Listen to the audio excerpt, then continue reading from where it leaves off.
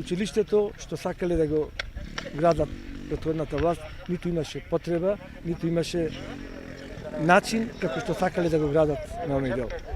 Нема потреба од дополнителни школски училници, затоа што е доволен бројот на учениците што одат во училиштето Рамполевката, а онаков објект, не знам зошто го нарекувате училиште, онде е изграден во, видовте, вие сигурно бевте таму, видовте дека е изграден во средина на угар, на нива или глива, не знам како да ја наречем, каде што нема ниту пристапен пат, ниту електрична енергија, ниту вода, ниту одвод, апсолутно ништо нема.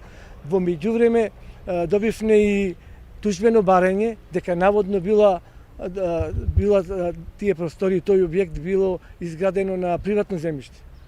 Имаме се и тужбено барање за некој наводно дека било приватно земјиште. Мислам дека нема тоа да биде така, во теке судската постапка, каде што ќе се види дали е на приватно земјиште или на државно земјиште.